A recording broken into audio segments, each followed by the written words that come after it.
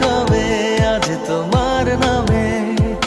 উড়ো চিঠি পাঠিয়ে দিলাম, পড়ে নিও তুমি, মিলিয়ে নিও, খুব যতনে তা লিখেছি।